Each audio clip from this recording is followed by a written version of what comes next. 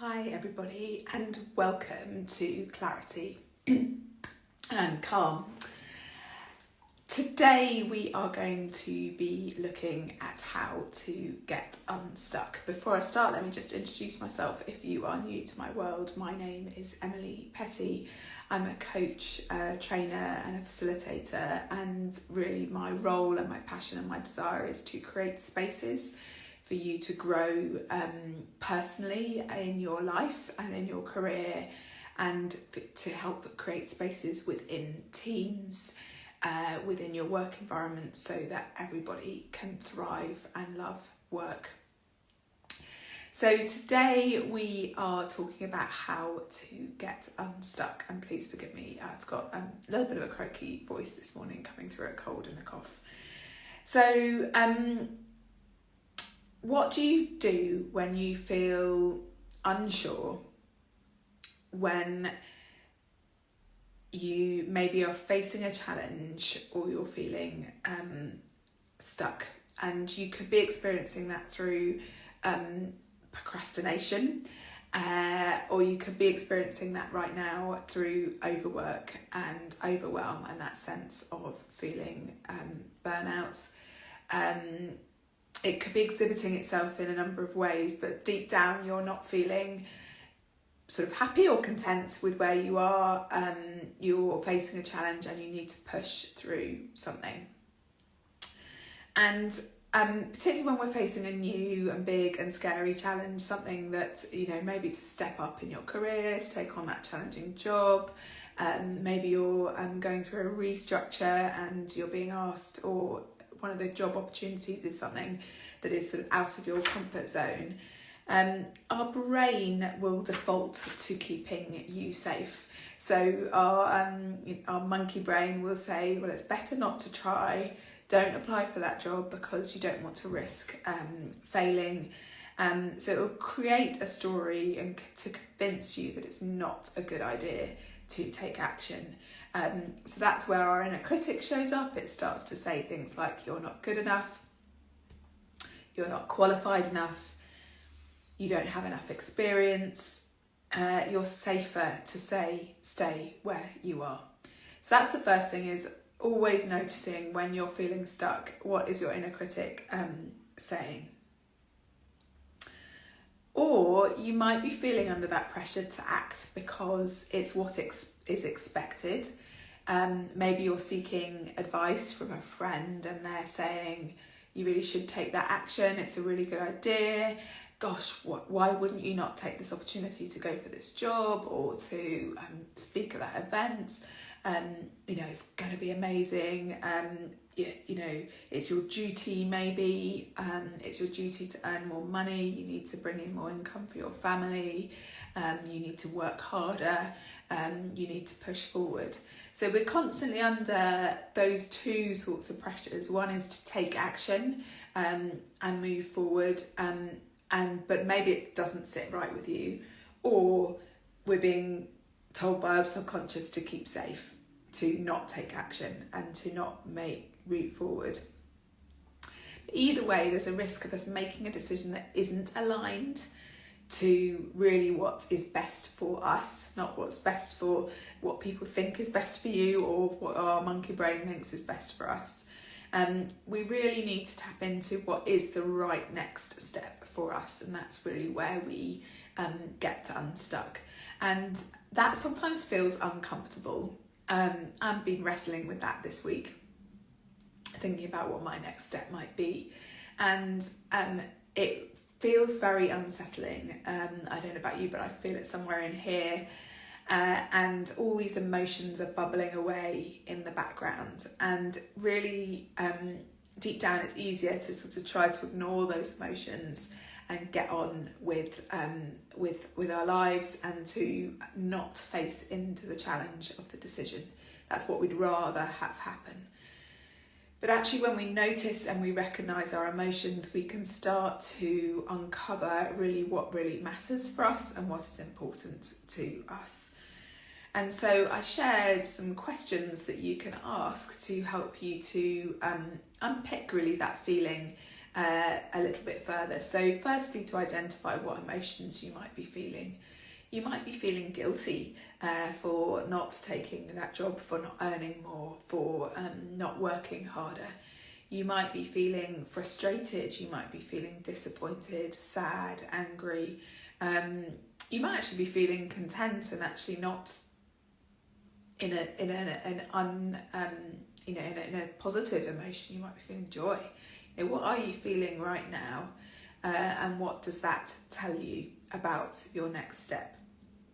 So if you're feeling that discomfort though, that kind of struggle and tussle, whether that be out of obligation or what your monkey brain might be sharing, ask yourself this question: am I feeling this because it isn't the right next step for me? Am I feeling this because it isn't the right next step for me? So if you're hearing the voices that say it is the right next step, you should be doing this, gosh, you're going to miss out on this opportunity, actually question, is it the right next step for me? Is this emotion because it's not right? Or is this emotion because it is right and actually I need to push through this and I need to learn and grow? So the third question is this an opportunity to learn and grow and push out of my comfort zone? So am I wanting to grow? Am I ready to grow? Is now the right time to grow? Or is actually now the right time to step back? And then the third question is, am I feeling this because of pressure from external sources? So that could be what society says, what I feel obliged to because I feel guilty, what other people are saying, oh, Emily, you're really good at this, you really should do this, even though it maybe doesn't feel like the right choice for you. So those are the three questions that you can ask. Am I feeling this because it isn't the right next step for me? Am I feeling the pressure to take the next step from external sources? And that could be sort of psychological, unsaid, external society expectation sources. Or is this an opportunity to learn and grow, to push out of my comfort zone? So I just wanted to share sort of some examples really that I thought might be helpful from my own career. I'm not actually going to delve down to the specifics, but I'm going to share that I've been in all of these places. So there have been times in my career when I've taken the career growth next step. Sorry, a bit close to the camera there. Sorry, just 1 second. Because I took that step because of expectations. I sought advice and everyone said, gosh, Emily, it's an amazing opportunity, take this job. But when I did take that job, it didn't work out for me. In my heart, I didn't believe it was the right job for me. I didn't really believe that I had the skill set, and I, to be honest, didn't really want to do it. And it wasn't the right job for me. So I learnt loads and I don't regret that experience. But actually, in hindsight, it would have been better if I'd listened to me and not listened to external sources and taken action based on my values and what I knew about myself. I didn't trust my own instincts in that situation. Other times I have procrastinated, not taken action, and there's probably lots of little small examples of this. And looking back, I could have achieved more, I could have taken more action, I could have got further. So I'd say that's mainly explicitly in relation to my business, because almost every day you need to take action to grow your business. And I think there have been many days when I haven't been taking the action that I have, that I should have or could have to grow my business. That said, I've got equal amount of examples of when I look back and I think, oh my God, I did that. I didn't know how to do that and I just did it. Probably one example is doing these lives. Taking action, even though maybe it felt a little bit difficult, it felt a little bit uncomfortable, I was a little bit scared. I've got plenty of examples where I have taken action. That can equally be, I applied for a head of fundraising and comms job and I got the job, and that was a really big leap up for me, and I don't know why, but it just felt like the thing that I should do, and I did it. So you probably have those examples. It's worth just thinking back in your career. When have you taken action because society or someone said that it's the right next step for you, but it didn't feel right? When have you procrastinated and could have taken action, but you didn't? And when have you acted and stepped up and moved forward in line with your values and what matters? So the good news is in all of these cases I've learnt something and I've grown, and I'm sure that if you reflect back on your career and your life decisions, there's no wrong decisions. You can't get this wrong. We can only learn from our experiences, and every experience makes us stronger. So nothing is ever wasted. And what really is important that we notice how these experiences might have shaped us. So they might start to shape what your inner critic says to you. So recognising that came from that source is really helpful. And to notice that story that you're telling yourselves. And as we increase our awareness of both our bodies, so our physical reaction to life, our emotions and our thoughts, we become more powerful and more able to work through these decisions more quickly, because we're owning our own inner authority. We're not reacting out of ego or a desire to fit in, or external pressure or that internal voice from our past experiences. We're acting in line with our values and our strengths and what matters most to us.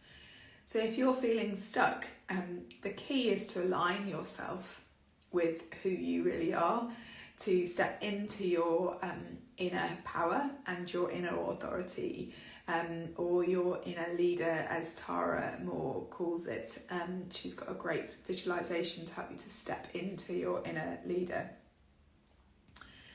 And I think often we think that this process is selfish, because it does take time and it takes a bit of energy.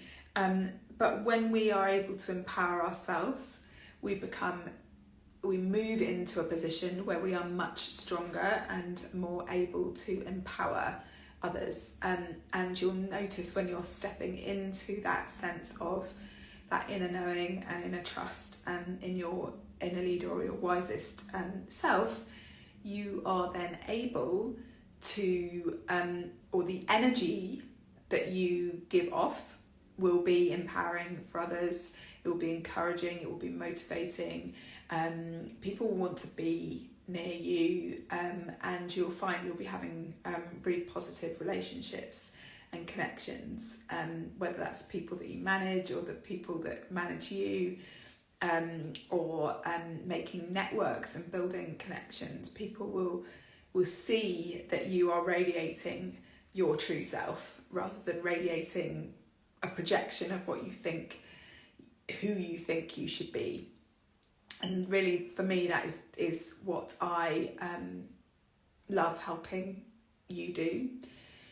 So if you are feeling that sense of stuck, if you're feeling a sense that you are making decisions perhaps out of listening to that inner critic or listening to external voices, and want to step into and own your true self, your true inner power, do let me know, or contact me. I would love to help you both as an individual through one-to-one coaching. I have my Deep Rooted Retreat day coming up, which is really a day for you to step away, to reset and to take these steps really to walk into your true self and grow those really deep roots, so that when difficult times come, and your leaves aren't growing and you're not seeing growth, if you've got those strong roots, you will be able to have that resilience to walk through even the challenging times, that struggle of decision around feeling stuck. And you'll find that inner peace. So Deep Rooted is on Friday the 3rd of November.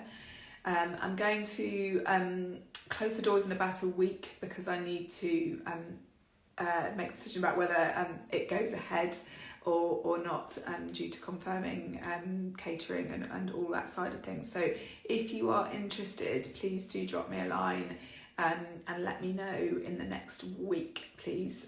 That's by the end of, let's say, the 7th of October. So it's on Friday the 3rd of November, and I'm really looking forward to seeing you there. A day for a treat. If you want to come, but the location and the day isn't right, please do let me know, because I'm going to be planning another event in the new year. So I'd just like to get a vague idea of expressions of interest, whether this is something that is of interest to you. So that is how to get unstuck. Love to hear your feedback and your thoughts as ever. And do let me know if you need my help or would like support in helping you to get unstuck.